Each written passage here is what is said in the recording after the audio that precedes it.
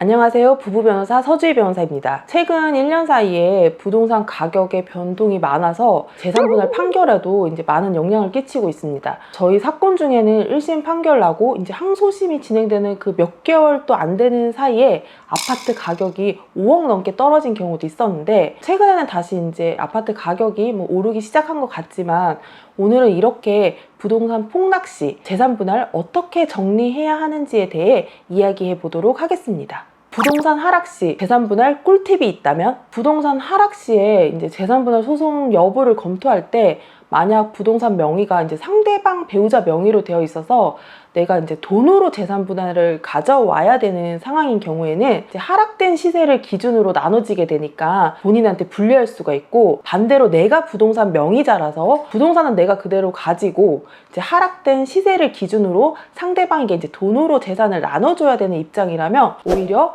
유리할 수도 있습니다. 부동산 폭락의 경우에는 부동산 명의가 누구 명의로 되어 있는지 여부에 따라서 이제 재산분할 소송 여부를 검토해 봐야 될 것 같고, 좀 더 세부적으로 부동산 폭락과 관련한 재산분할에 대하여 알아보도록 하겠습니다.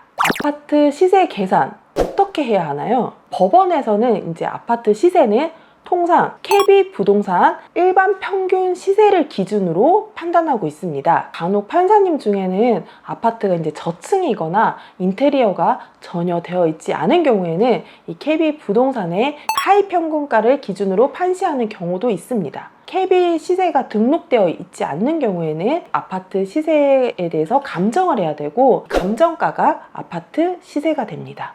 아파트 명의 누가 가지게 하는 것이 좋을까요? 원칙적으로 재산분할 시 아파트 명의는 기존 명의자가 그대로 가지고, 명의자가 아닌 자는 이 아파트 시세를 기준으로 한 기여도에 따른 금전으로 재산분할을 받게 됩니다. 예를 들어 다른 재산 없이 이제 남편 명의로 10억 원 시세의 아파트가 있는 경우, 서로 기여도가 반반이라며 남편이 그 10억짜리 아파트를 그대로 가지게 되고, 부인은 아파트 반값에 해당하는 5억 원을 금전으로 가지게 돼서 남편이 부인에게 재산분할로 5억 원을 지급하라는 판결이 나게 됩니다. 공동명의 아파트 어떻게 되나요? 다만 이 아파트가 공동명의로 되어 있는 경우에는 공동명의 그대로 재산분할이 이루어지는 경우 문제가 될 수 있습니다. 이혼 후 한쪽에서는 이 공동명의 아파트를 팔고 싶은데 다른 상대방이 동의를 하지 않으면 아파트를 팔기가 쉽지 않기 때문에 또 다른 공유물 분할 소송을 하는 식으로 후속 분쟁이 발생되는 경우가 있습니다. 그렇기 때문에 가급적이면 공동명의 아파트는 부인이랑 남편 중 한쪽이 전부 명의를 가지는 것으로 그 명의를 정리하고, 다른 한쪽은 돈으로 받는 것으로 정리를 하는 것이 좋습니다. 그런데 공동명의 아파트를 서로 아파트를 가지기 원하는 경우에는 이제 통상 법원에서는 그 아파트에 실제로 살고 있는 사람, 그리고 그 아파트에 담보대출이 있다면 대출 명의자가 누구인지 이런 부분을 따져서 그 아파트와 좀 더 관련성이 큰 사람에게 아파트 전체 지분을 주는 경우가 많습니다. 그러니 아파트 전체를 가지고 오고 싶은 쪽에서 내가 이 아파트와 좀 더 관련성이 더 크다는 점을 잘 정리해서 어필할 필요가 있습니다.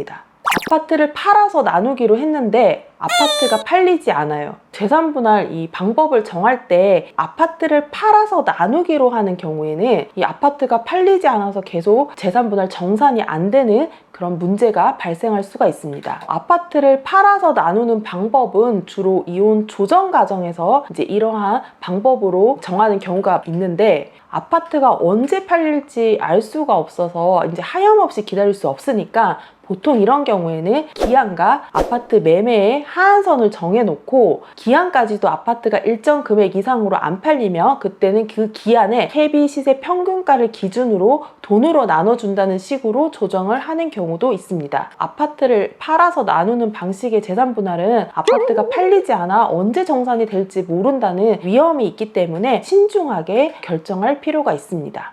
상가 건물이라면 상가 건물의 경우에는 통상적으로 KB 부동산 시세가 없기 때문에 이 경우에는 부동산 시세 정리를 위해서 법원을 통한 감정 절차가 진행되어야 하며, 감정에서 정해진 시세 가액이 상가 건물의 가액이 됩니다. 이상 부동산 폭락 때문에 재산 분할 힘들다면? 이라는 주제로 이야기해 보았습니다. 더 궁금하신 사항이 있으시면 전화로 문의 주시면 됩니다.